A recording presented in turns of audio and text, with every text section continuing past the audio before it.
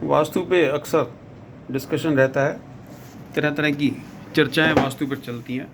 पिछले दिनों एक कॉन्फ्रेंस में वास्तु पे चर्चा चल रही थी, मैं सुनवाता हूँ आपको।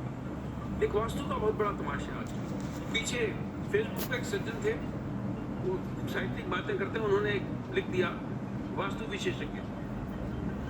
हमने उनसे प्रश्न पूछा, सर मेरे एक मित्र को वास्तु का कोर्स करना है, तो ये कहाँ से किया? सुनना उनका बड़ा प्यारा जवाब। तो उन्होंने कहा हमने उस्तादों की चिलम भर के वास्तु सीखा। क्या बात है, उस्तादों की चिलम भर के आप वास्तु सीख लो, उस्तादों की चिलम भर के आप आर्किटेक्चर सीख लो, उस्तादों की चिलम भर के आप डॉक्टर बन जाओ। तो ये जो अपूर्व सर क्लाइमेटोलॉजी में पढ़ा रहे हैं, अपूर्वा मैडम क्लाइमेटोलॉजी में पढ़ा रही है, ये वास्तु नहीं है तो क्या है भाई? दक्षिण में आपने कह दिया यम की दिशा है, हाँ? साउथ ईस्ट में किचन होनी चाहिए। साउथ ईस्ट में अगर आपकी किचन नहीं है तो आप कहते हो एक लालटेन लटका दो। अच्छा, अब लालटेन में बड़ी तकलीफ है, मिट्टी का तेल कौन डालेगा? कहते हैं कि लाल बल्ब जला दो, 24 घंटे चलता रहेगा। दिस इज नॉट वास्तु, ये पाखंड है। असली वास्तु वो है जो अपूर्व सर आपको क्लाइमेटोलॉजी में पढ़ा रहे हैं, रुचिका मैम आपको क्लाइमेटोलॉजी में पढ़ा रहे हैं। तो समाज में जो इस तरह की चीजें हो रही हैं, आप जाके लोगों को वास्तु के बारे में बताओ ना। ये 100 रुपए में जो किताबें मिल रही है वास्तु को किताब नहीं है। वास्तु किताब क्लाइमेटोलॉजी किताब है जो अपूर्व सर, रुचिका मैम और इनके सीनियर फैकल्टी मेंबर्स आपको पढ़ा रहे हैं। तो समाज के सरोकारों से जुड़े रहो। बहुत सारे आर्किटेक्ट्स को बड़ी तकलीफ आती है, वास्तु शब्द सुनते ही भड़क जाते हो, क्योंकि वो मान के चलते हैं वास्तु जो है धरोहर पंडितों की है। ऐसा नहीं है, वास्तु मेरी धरोहर है, अपूर्वा सर की धरोहर है। काउंसिल ऑफ आर्किटेक्चर का हिंदी में नाम है वास्तुकला परिषद। आर्किटेक्ट का हिंदी ट्रांसलेशन है वास्तुकार। Architect title is protected under architect act. इसका मिसयूज करना क्रिमिनल ऑफेंस है। ये थोड़ा सा दुर्भाग्य है, थोड़ी सी कमी है काउंसिल ऑफ आर्किटेक्चर। वास्तुकार शब्द को प्रोटेक्ट नहीं कर रही।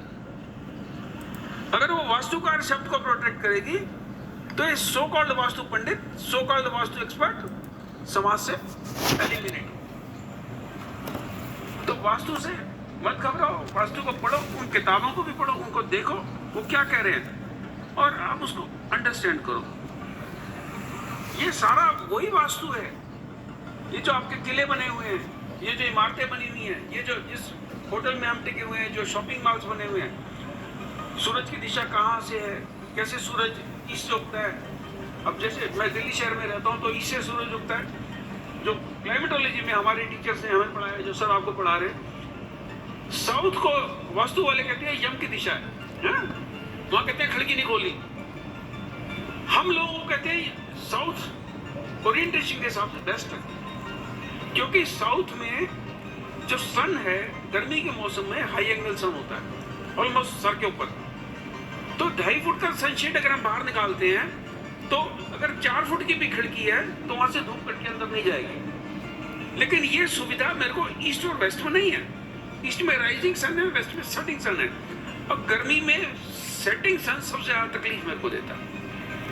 और उसी दक्षिण दिशा में, जिसको वास्तु तथाकथित वास्तु वाले बोलते हैं यम की दिशा है, वहीं पर जो सनशेड है, आप पूरे दिन अपने बंद कमरे में शीशे की खिड़की के पास बैठ के धूप का आनंद लेंगे। लो एंगल सन है, सारा का सारा अंदर आ जाएगा। बताओ लोगों को, दिस इज वास्तु। सर आप मेरे से, मैं समझता हूँ आप इत्तेफाक करोगे कि वास्तु वही है जो मैं कह रहा हूँ कि कुछ फर्क है? वास्तु का जो मीनिंग मतलब एक्चुअली बहुत भ्रांति हैं अभी समाज में। बेसिकली क्या, जैसे आपने बोला कि भाई किचन है तो किचन, ये सारी चर्चा चल रही थी वास्तु के बारे में। ये पूरा वीडियो YouTube पर उपलब्ध है, आप चाहें तो वहाँ जाकर भी इसको देख सकते हैं।